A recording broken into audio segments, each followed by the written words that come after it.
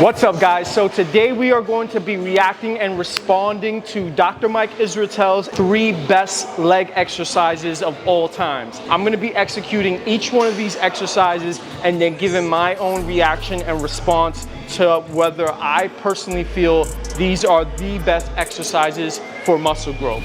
Let's get into it.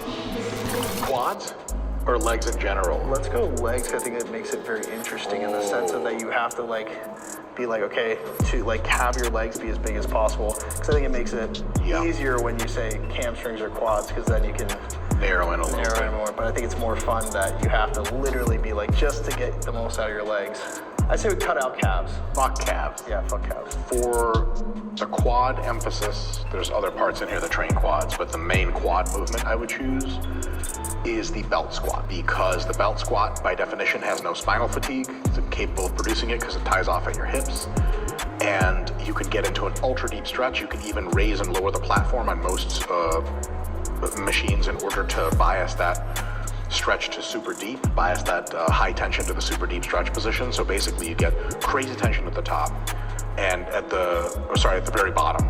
At the top it feels just fine, and I like to do 2/3 Maya reps on that. So just 2/3 of the bottom part of the rep.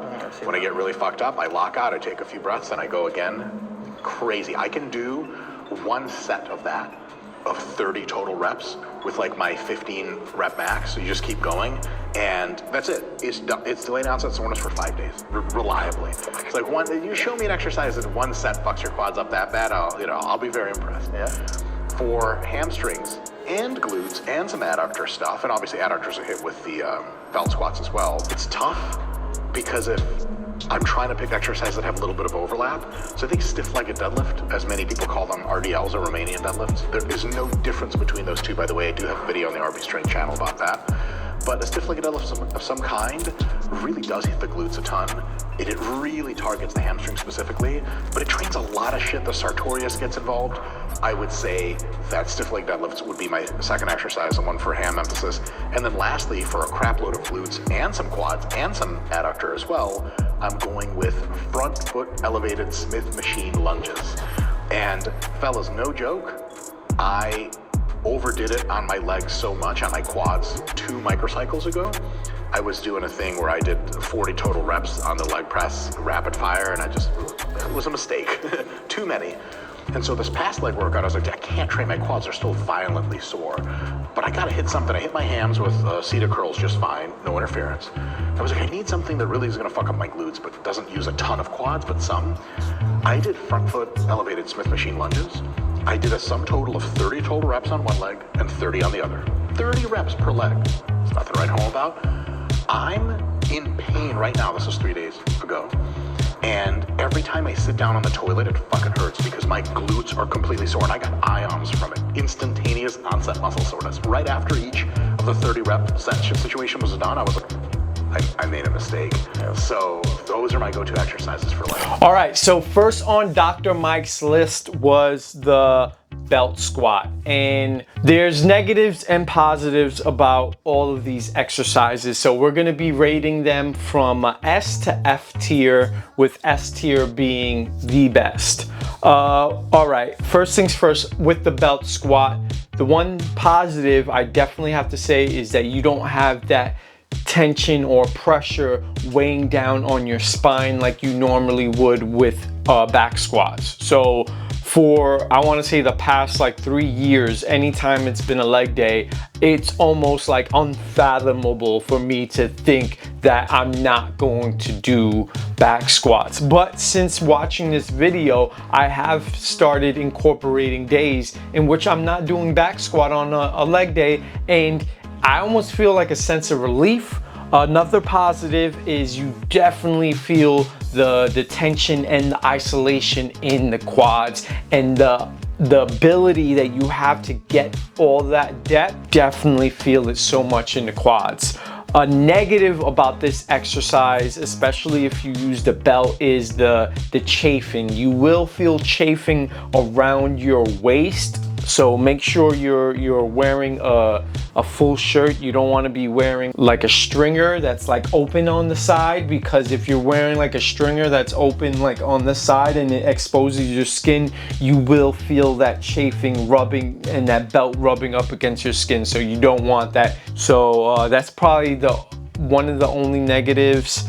Another positive I would give about the belt squat is that you don't have to lift that heavy to really feel it. With this set I'm doing, I believe I just have 25 on each side for one set, and then on the next set I think I threw a plate on each side, and I felt it. I felt that tension, I felt that burn in my quads. So I really enjoyed this one. So if I'm gonna give the belt squat a rating, I'm gonna give the belt squat a A rating. I think it deserves an A, the only drawback being that chafing with the belt that I mentioned before.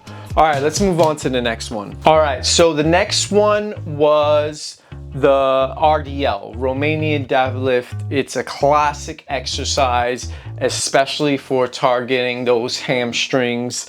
I've done RDLs either with dumbbells or with a barbell for a while. I do enjoy the exercise. However, I'm not gonna lie, I don't necessarily think it's the best for targeting your hamstrings. If you're an experienced lifter, you're going to have more experience with that mind-muscle connection that will allow you to make sure that you extend your hips back far enough to really target those hamstrings. But anytime I try to incorporate this exercise with a new client or a lifter that's not that experienced, it's always a learning curve to try to get to that point where they really feel that isolation in their hamstrings. And there's just so many other alternatives to literally just target your hamstrings, where I don't think the RDL is necessarily the best. It's a great exercise. It hits multiple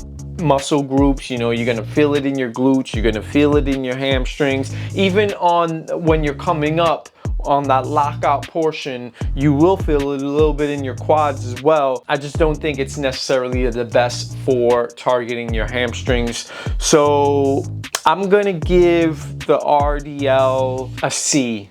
Yeah, I'm gonna give it a C. It's between a B and a C really, but I think I'm gonna stick with a C just because I'm thinking hamstrings. So if I'm thinking hamstrings, RDL is not gonna be my number one go-to. I'll have it in there as an accessory, but it's just not my number one. Let's go on to the last exercise on Dr. Mike's top 3 leg exercises. This was the front foot elevated Smith machine lunge.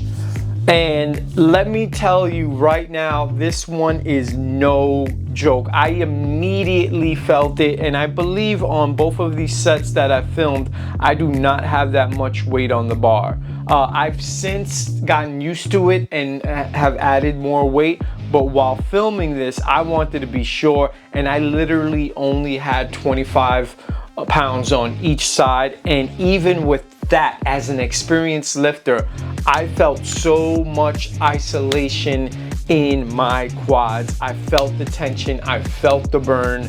And when Dr. Mike's talking about doing 30 reps on each leg and feeling it a week later, I can see how you're able to do this. The one drawback I will give is that I would not recommend this exercise to a beginner lifter. So if you're brand new to the gym, I definitely wouldn't recommend it, just because it is a little technical with the foot placement. You know, your front foot is elevated and you want to make sure that your front foot and your hips are aligned. You want to make sure that you're able to brace correctly.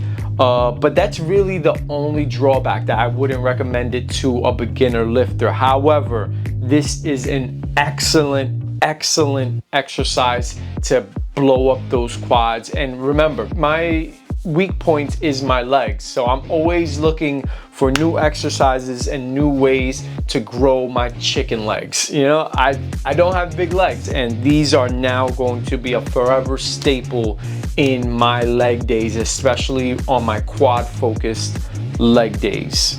And to give the front foot elevated Smith machine lunge overall rating, I'm gonna go with S tier. Yeah, I'm gonna go that exercise definitely deserves an S tier. I loved it. I loved all of these exercises, to be honest. And I think you guys should try these exercises as well. If you do, tag me, tag Dr. Mike. Let us know how you feel about these exercises. I would love to see any of you not only execute it, but give feedback on your form, any issues that you had with the exercise. And if you want to reach me direct, you know, you always have my Instagram, call me Mr. V. So send me a message there. I'm looking forward to watching your videos or any questions that you might have about these exercises. This was a short one, guys. I just wanted to react to Dr. Mike's 3 top leg exercises. I'm going to be doing a follow-up with Eric Janicki, who's a bodybuilder who's currently competing for his pro card. He also gave his top 3 leg exercises, so I'll also be doing a reaction video to that. If you enjoyed this video and videos like this, be sure to like, comment, and most of all, subscribe. We're going to keep growing the channel. I appreciate every single one of you. And until next time, fuck your insecurities. Peace.